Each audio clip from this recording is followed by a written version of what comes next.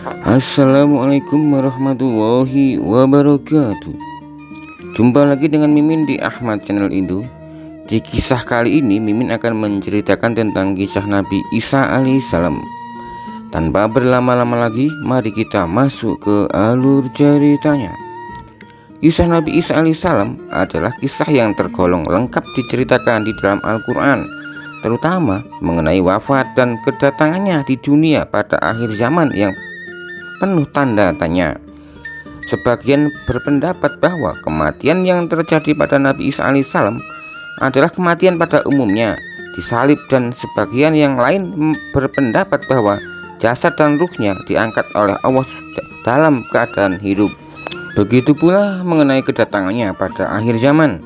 Sebagian berpendapat Nabi Isa alaihissalam akan benar-benar muncul sebagai pertanda akan terjadinya kiamat.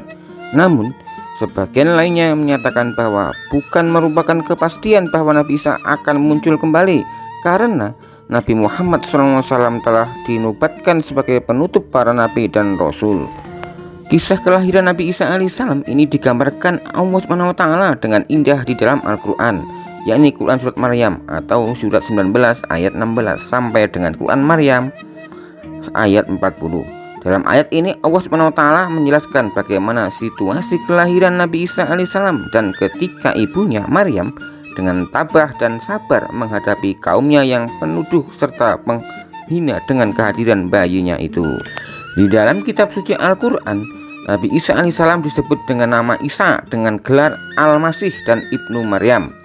Kepastiannya ialah sebagai hamba dan rasul Allah, kalimat Allah yang disampaikan kepada Maryam, dan bagian dari ruhnya. Ia lahir tanpa seorang bapak dan merupakan nabi yang diberikan mukjizat yang tidak dimiliki oleh nabi lainnya.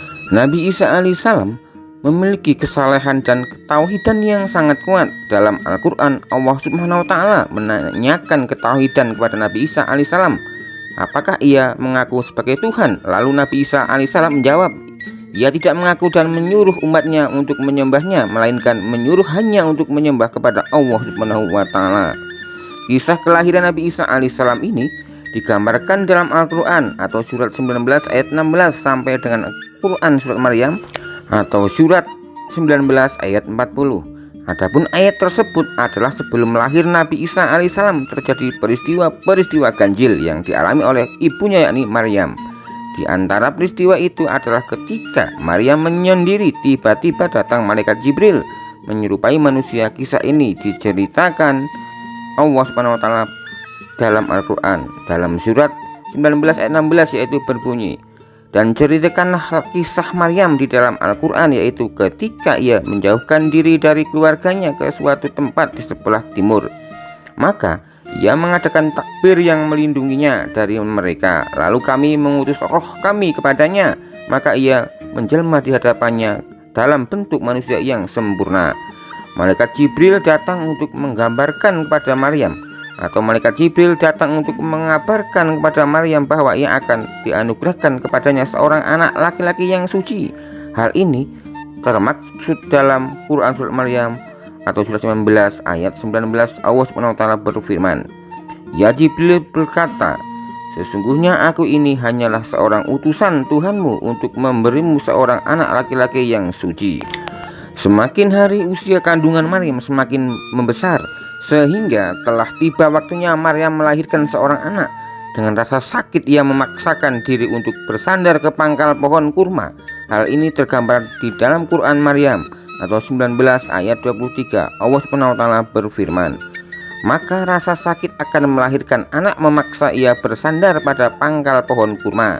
Dia berkata, aduhai, alangkah baiknya aku mati sebelum ini dan aku menjadi barang yang tidak berarti lagi dilupakan.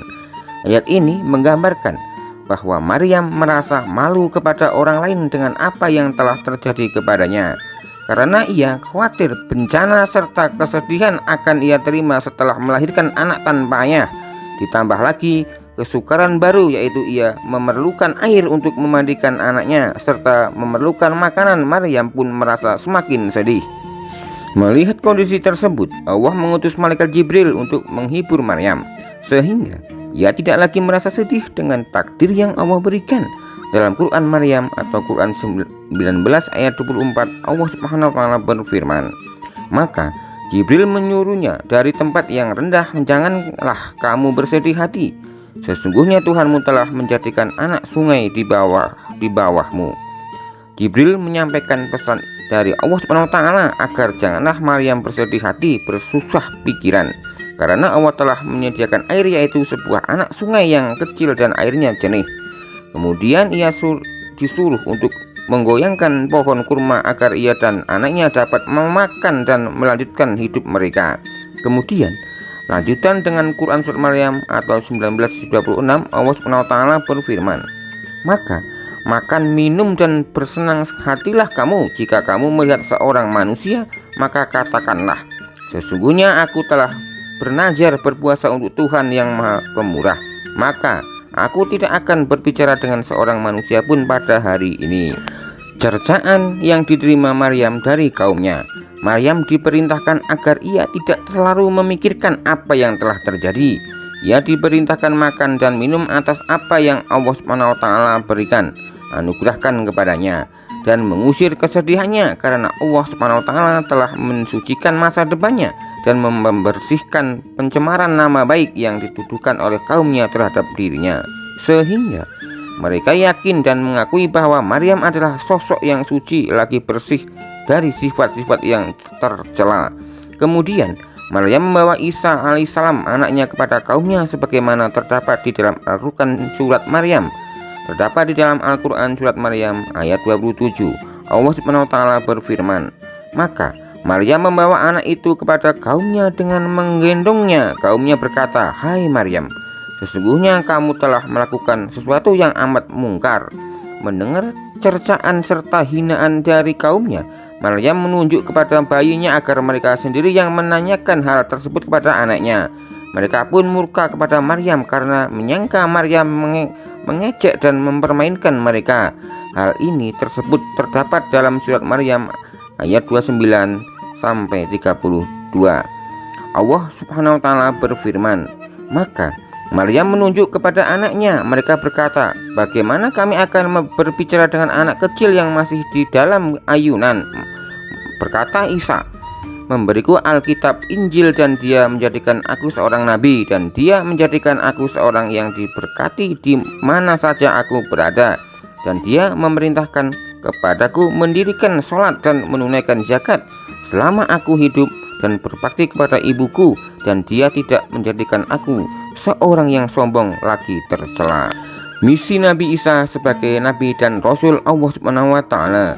Setiap nabi diutus oleh Allah Subhanahu wa taala memiliki tujuan atau misi dalam berdakwah. Adapun misi dakwah seorang nabi sesuai dengan situasi dan kondisi umatnya.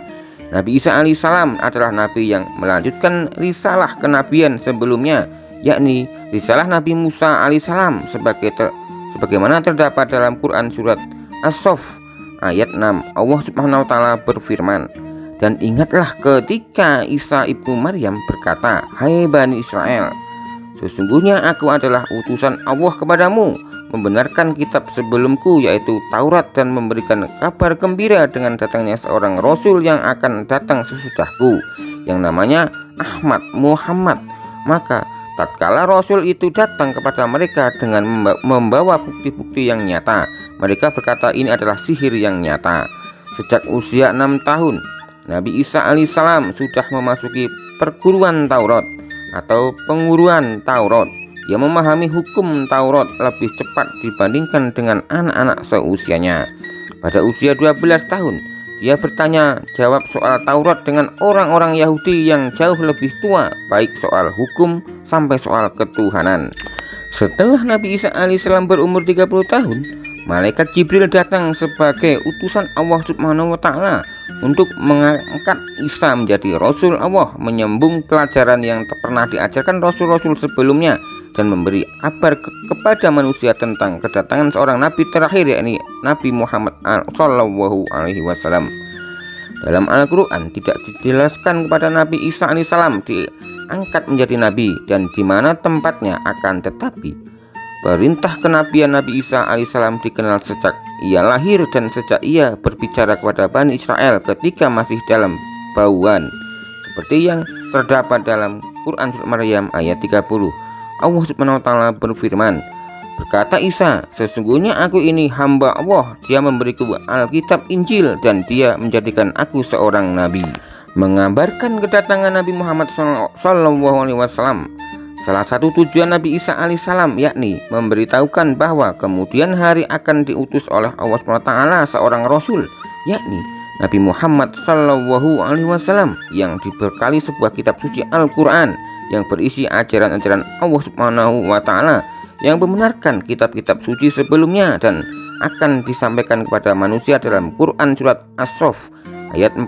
Allah Subhanahu wa Ta'ala berfirman, dan ingatlah ketika Isa ibnu Maryam berkata, hai Bani Israel, sesungguhnya aku adalah utusan Allah kepadamu, membenarkan kitab sebelumku, yaitu Taurat, dan memberi kabar gembira dengan datangnya seorang Rasul yang akan datang sesudahku, yang namanya Ahmad Muhammad. Maka tatkala Rasul itu datang kepada mereka dengan membawa bukti-bukti yang nyata, mereka berkata, ini adalah sihir yang nyata. Nabi Isa semakin berani mengoreksi para ulama Yahudi yang dianggap menyeleweng dalam ajaran Taurat. Dalam berdakwahnya, Nabi Isa alaihissalam terkenal sebagai seseorang yang sering berkelana berpindah-pindah tempat untuk membawa kabar gembira akan keselamatan. Di perjalanan, Nabi Isa alaihissalam melarang pengikutnya membawa tongkat, bekal, uang, dan senjata. Nabi Isa menyiarkan agama yang benar dan meluruskan penyelewengan. Misi Nabi Isa alaihissalam dalam berdakwah adalah menyiarkan agama yang benar, membongkar akan kesalahan dan kesesatan pendeta Yahudi yang telah jauh menyimpang dari ajaran Nabi Musa alaihissalam yang sebenarnya.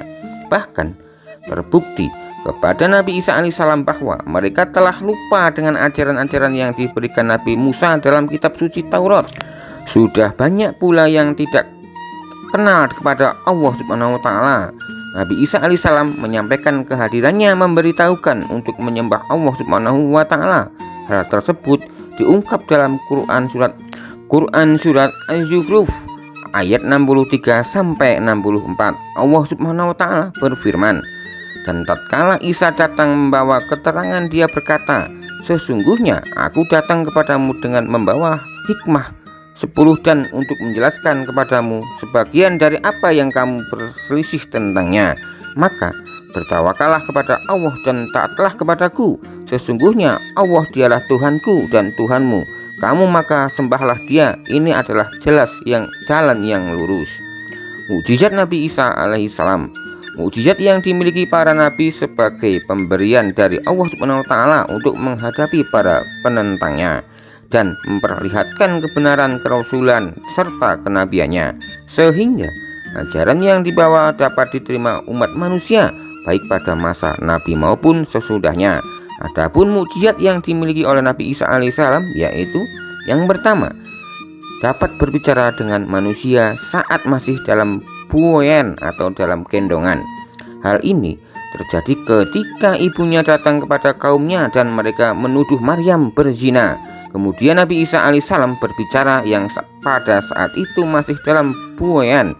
Inilah mukjizat Nabi Isa alaihissalam yang tampak pertama kali. Hal ini terdapat dalam Quran Surat Maryam ayat 30 sampai 31.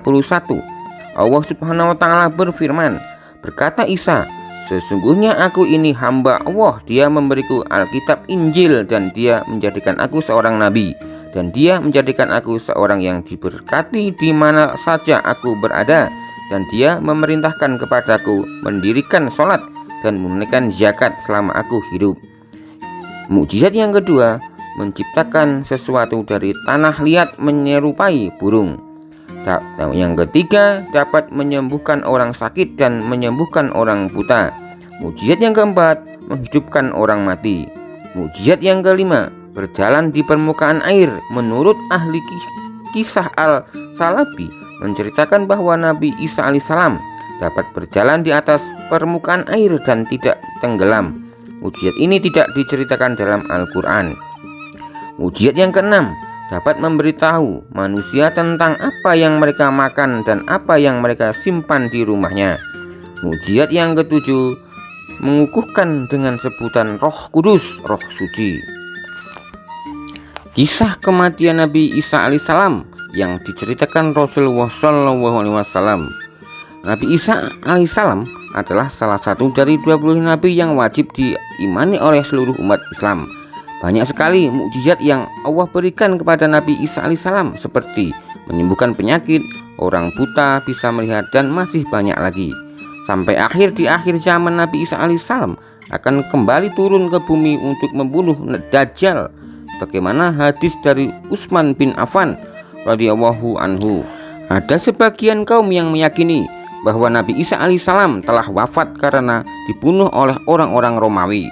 Namun dalam Islam, Allah Subhanahu wa Ta'ala menyelamatkannya dengan menggantinya dengan wajah orang yang diserupakan dengan beliau.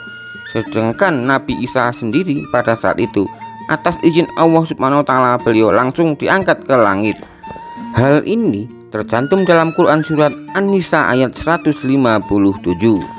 Dan karena ucapan mereka, sesungguhnya kami telah membunuh Al-Masih Isa putra Maryam, Rasul Allah, padahal mereka tidak membunuhnya dan tidak pula menyalibnya, tetapi yang mereka bunuh ialah orang yang diserupakan dengan Isa bagi mereka. Sesungguhnya orang-orang yang berselisih pada paham tentang pembunuhan Isa benar-benar dalam keraguan tentang yang dibunuh itu. Mereka tidak mempunyai keyakinan tentang siapa yang dibunuh itu, kecuali mengikuti prasangka belaka. Mereka tidak pula yakin bahwa yang mereka bunuh itu adalah Isa. Tidak bisa dipungkiri bahwa saat ini banyak umat Nabi Isa alaihissalam yang tidak menerima ajaran Nabi Muhammad SAW. Padahal Nabi Isa alaihissalam merupakan pengikut dari Nabi Muhammad SAW, seperti Al-Baqih menceritakan dalam tafsirnya ketika Nabi Isa alaihissalam mendatangi Baitul Maqdis, di mana orang-orang sedang mempersiapkan sholat asar, di mana imam dan masjid itu langsung mundur dan mempersilahkan Nabi Isa untuk maju. Namun Nabi Isa alaihissalam enggan, ia tetap sholat di belakang imam seperti syariat Rasulullah SAW. Di akhir zaman nanti Nabi Isa akan turun ke bumi seperti yang ditulis hadis riwayat Bukhari. Kami telah mendapatkan riwayat Nabi SAW, sungguh hampir dekat waktunya turun ia di tengah-tengah kalian, Isa bin Maryam, sebagai hakim yang adil. Dia akan menghancurkan salib, membunuh babi, menghilangkan jizyah, upeti karena kafir, jami sudah tidak ada lagi. Semuanya musim akan dihancurkan seluruh agama di zaman beliau kecuali Islam. Sebagaimana diketahui, sebagian kaum menganggap Nabi Isa sudah wafat, padahal Nabi Isa itu akan wafat setelah melaksanakan tugas dari Allah Subhanahu wa Ta'ala menjelang di akhir zaman. Umat Islam sepakat untuk meyakinkan hadis yang mutawatir bahwa Nabi Isa hidup di langit. Beliau akan turun di akhir zaman, membunuh babi, mematahkan salib, membunuh Dajjal, menegakkan keadilan agama. Nabi Muhammad menjadi menang bersama beliau. Nabi Isa juga berhaji dan umrah dan menetap di bumi selama 24. Ada juga yang menyatakan 40 tahun dan kemudian Allah mewafatkannya. Nabi Isa alaihissalam pada akhirnya juga akan mengalami kematian, namun kematiannya setelah membunuh Dajjal dan menegakkan keadilan di dunia. Demikian kisah singkat tentang Nabi Isa alaihissalam. Semoga kita dapat mengambil hikmahnya. Dari Mimin akhiri. Assalamualaikum warahmatullahi wabarakatuh.